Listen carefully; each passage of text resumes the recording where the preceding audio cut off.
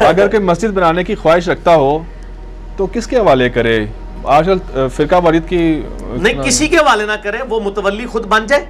ہم نے اپنی اکیڈمی جب رجسٹر کروائی تھی 2011 میں تو کہہ رہے تھے کہ بریلوی ہے، دیوبندی اہل حدیث شیعہ. ہم نے کہا تھا آپ لکھیں مسلمان.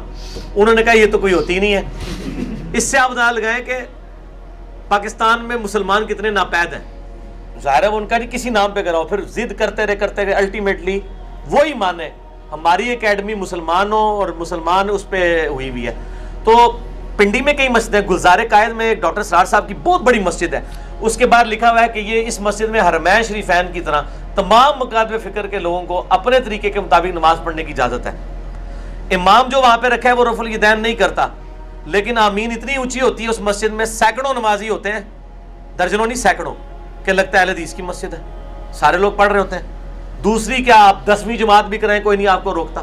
تو مسجد متولی کے نام رہے، کسی فرقے کے نام پر رجسٹر نہ کرائیں، اور اس پہ آپ رجسٹر کروا دیں کہ حرمین کی طرح تمام مکاتب فکر کے علماء کو یعنی عوام الناس کو اجازت ہے. ہمارے والے نہ کریں، ہم مسجد کو نہیں لیتے. ٹھیک ہے جی. کیا حادثاتی موت شہادت ہے اور کیا ایسا شہید جنتی ہے؟ اللہ نے فیصلہ کرنا ہے. اگر وہ حادثے میں نکلا ہوا ہے چوری کرنے کے لیے، فراڈ کرنے کے لیے، ایئر کریش میں وہ گیا بےایمانی کرنے کے لیے کہیں راستے میں مر گیا، یا وہ چوروں کی طرح بوٹ میں بھاگ رہا تھا افیون کی یا ہیروئن کی اسمگلنگ کرتے ہوئے اور پانی میں ڈوب کے مر گیا، اور بخاری مسلم میں حدیث ہے میری امت میں جو ڈوب کے مرے وہ شہید ہے، اس طرح تو شہید نہیں ہوگا. شہید کا فیصلہ اللہ نے کرنا ہے. یہ صرف ایک رخ نہیں ہے کہ بخاری مسلم میں حدیث ہے جو طاعون کے مرض سے مر جائے وہ شہید، پیٹ درد سے مر جائے وہ شہید، دیوار کے نیچے دب کے مر جائے وہ شہید، پانی میں ڈوب کے مر جائے وہ شہید. ٹھیک ہے نا جی. لیکن بشرطے کہ باقی چیزیں بھی موجود ہیں. اور آپ کے پاکستان میں تو ایک شرط اور بھی چاہیے کہ وہ آپ کے فرقے کا ہو تو شہید ہے، دوسرا مر گیا تو رام موت مر گیا. ظاہر ہے وہ تو یہی کہیں گے.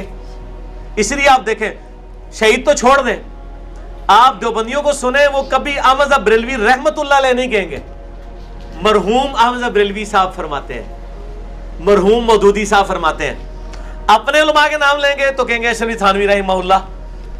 بریلویوں کو آپ کتابیں پڑھ کے دیکھیں، ان کے علماء کو سنیں، کبھی نہیں کہیں گے اشرف علی تھانوی رحمہ اللہ، لکھیں گے شیخ اشرف علی تھانوی مرحوم لکھتے ہیں. تو یہ تو اپنے علماء کو نہیں مانتے. حالانکہ ان کو نہیں پتا مرحوم کا مطلب ہی یہی ہے رحم کیا گیا.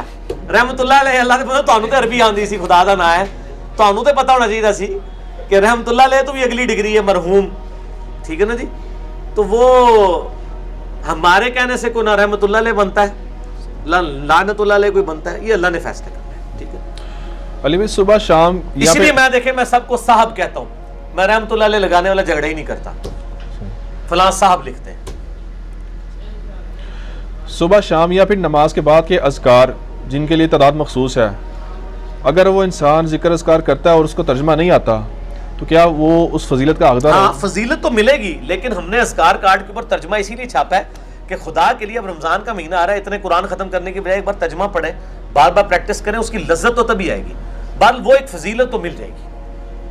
وہ تو الف لام میم کے بارے میں نبی علیہ السلام کی جامع ترمذی میں حدیث ہے، الف لام میم میں نہیں کہتا یہ ایک حرف ہے بلکہ یہ 3 حرف ہیں، الف الگ حرف، لام الگ، 3، تو اس پہ 30 نیکیاں ملیں گی. حالانکہ الف لام میم کا تو ترجمہ ہی کسی کو نہیں آتا. ترجمے کی وجہ سے ثواب نہیں، لیکن یہ حقیقت ہے کہ ترجمہ ہی اصل ہے. تعلیمات میں یہ سائیڈ بینیفٹ ہے کہ آپ کو قرات کا ثواب مل رہا ہے. ایک خالی ثواب لے رہا ہے، پڑھ رہا ہے ایک نعبد و ایک نستعین ہے، لیکن ساتھ یا علی مدد کہہ رہا ہے، تو اس کا ایک نعبد و ایک نستعین پڑھنا کیا ہوا؟ یہ تو اسی طریقے سے ایک بندہ ڈرائیونگ سیٹ پہ بیٹھا ہوا ہے اور وہ کہہ رہا ہے keep left keep left keep left, اور اسٹیئرنگ رائٹ موڑتا جا رہا ہے، ٹھوک دے گا سامنے والے. ٹھیک ہے نا. زبانی کیپ لیفٹ تو نہیں کہنا، باقی انہوں پریکٹس بھی کرنا ہے. ٹھیک ہو گیا. رمضان آ رہا ہے، اس حوالے سے تھوڑا سا ایک میسیج دے دیں عوام الناس کو کہ قرآن ختم کرنے کے چکر میں نا وہ لگے ہوتے ہیں زیادہ سے زیادہ، تو اس کو سمجھ کے پڑھنا زیادہ ضروری ہے. زیادہ ضروری ہے، سمجھ کے پڑھنا ہی ضروری ہے. یہی کام کریں. اس طرح مہربانی کریں کہ روزانہ کا ایک پارہ قاری صاحب تلاوت کرتے ہیں نا قیام اللیل میں، آپ جناب مغرب سے عشاء ایک پارہ اردو ترجمہ پڑھ دیں. ٹھیک ہے جی. ایک پارہ نہیں پڑھ سکتے، ایک سورت ہی پڑھ لیں. ضروری نہیں کہ پورا قرآن ہی آپ نے کور کرنا ہے رمضان میں.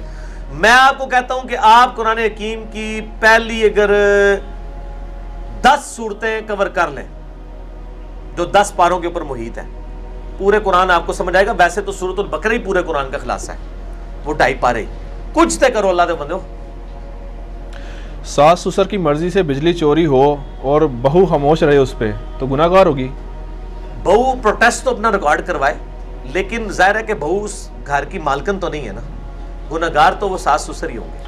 तो बेचारी प्रोटेस्ट किसको रिकॉर्ड कराए? वो सास ससुर को बताए, प्रोटेस्ट इस तरह रिकॉर्ड कराए कि उसको कहे कि ये हराम है जो आप कर रहे हैं, अल्लाह के हुजूर पकड़ होगी।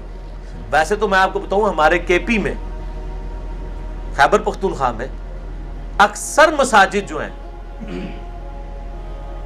चोरी की बिजली पे चल रही है।